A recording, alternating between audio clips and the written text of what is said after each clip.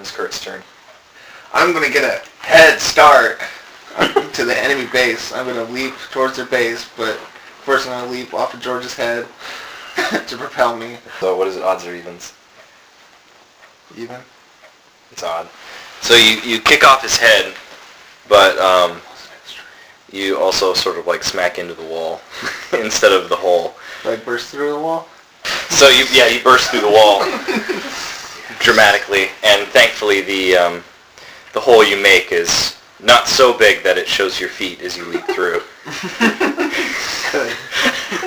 I am kind of insecure about my tiny feet. Your tiny misshapen feet. Yeah. I have a very feminine step. I'm going to pimp Kurt's shoes. Okay. So that he'll feel more confident. So, Kurt, you feel a tingling down by your invisible feet, but you can't see them, so you don't know what's going on. My muscles are... Yeah, your muscles are too big. You can't move your neck down enough to actually see what's going on. But even if you could, your enormous thighs would block the way. Yeah, exactly. So, but little do you know that your shoes are now like... I'm having a stroke. Yeah, that's what you... Not again! This happens every week! Yeah. But your shoes are now giant platforms with goldfish living in them. But you don't know that. In my mind. In your mind, in your heart, you know Yeah, that. in my heart. In my half-robotic heart. Your techno-organic heart. Yeah. I'm gonna summon another wave of cats and ride them to the base. Alright, I'm gonna say that's an automatic success because it's pretty awesome. So sort of like Iceman. You're like shooting cats out of your hand, riding cats. That's a Leaving wave. a bloody trail of mangled kittens in your wake. It makes the most terrible, mournful wail known to man. This is the banshee cry. They're not strong enough to keep up. They don't deserve to be in my herd. This is survival of the fittest. Yeah. So, inside, you see two people running out the door, like out the back door, across the way. And you know that it's two of the four villains. They're trying to escape. They're making their escape. I'm gonna ride my facial hair. You ride your facial hair like a horse. Yes. Like a manly steed. But you're suddenly blocked by a wall of ice that appears.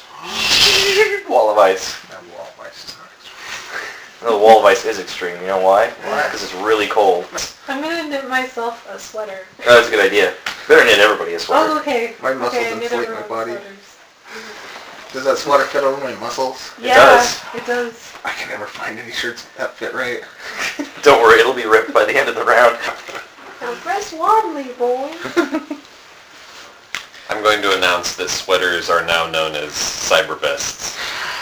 So, you're all wearing cyber vests to, fight off the cold. And, Do they have like animals and things knitted into the cyber vests? I don't know, I was imagining more like Bill Cosby cyber vests. Oh yeah. Maybe a Mr. Mine's Rogers? Argyle. An Argyle cyber vest? Okay. That's a manly. Since they're now called cyber vests, they're manly. And extreme. They're both manly and extreme, so they appeal to both of you. Yes. So, My techno cardigan. got a rocket launcher on the shoulder. Anyway, but it's just knitted. It's not real. So, there before you is the nefarious villain slash poet Robert Frost, and he's there, and he's like, I haven't seen him since the mission in Antarctica. you haven't seen him, and he looks at you and says, remember that time we were in Antarctica together? And you became Robert Frost. Yeah, I know, that was pretty fun. Well, now I'm You gonna... killed all my men. Yeah, I know, avenged them. that was the fun part. So, I'm gonna fight you now with my powers of ice and my lyric meter. I'm not actually gonna recite any poetry, I'm sorry guys. Poetry's not extreme anyways. Don't throw that at me. I thought you were going for it to throw that at me. Okay, so I'll start over here this time. Jen. I'm going to knit a woolen cap and throw it at Robert Frost's head. Okay. Try and melt him. Okay. So, odds are even. Even. Oh, it's 317. So it's odd. Twice. You failed twice. Not only do you knit a really horribly ugly cap, but it lands on his head and it doesn't melt him because he can't actually melt. No. Steve. I'm going to declare victory in order to distract him and then do a victory dance. Okay. Your victory dance is so convincing that he actually falls to his knees and starts pounding the ground, yelling curses.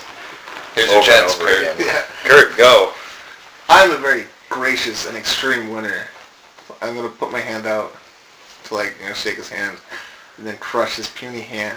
He puts it in my muscular extreme hand. Okay, so he does because he's he thinks you're offering him up, and he's like crying like ice tears because he's so moved by your generosity. Baby.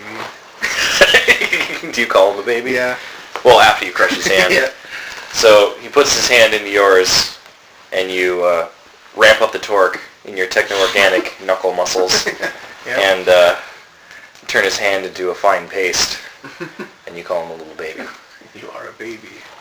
Quick, Nick, say something about crushed ice, and then punch him in the face. Actually, I was gonna say maybe I should have taken the road less traveled. And then I'm gonna jump kick him right in the face. Okay. Wait, you're gonna have to explain the road less traveled thing to me. It's Robert Frost. Oh man, I was beaten by my own reference. So yeah, that's definitely an automatic success. Uh-oh, that was extreme. So that was the sound of you kicking him in the face. So you kick him so hard that his head shatters like ice, because it was kind of like ice. And But it couldn't be melted. so as you scale the wall of ice that was left in front of the door, Scale it. Kurt doesn't scale it. I'm gonna open up a pouch and take out some sort of explosive charge Oh, okay. and So attach it. just as you're about to reach the summit, and just about as you're about to flip over the side, Jen, the wall explodes and you'll both fall off of it. Jen, ride your cats. That was a blast. Steve?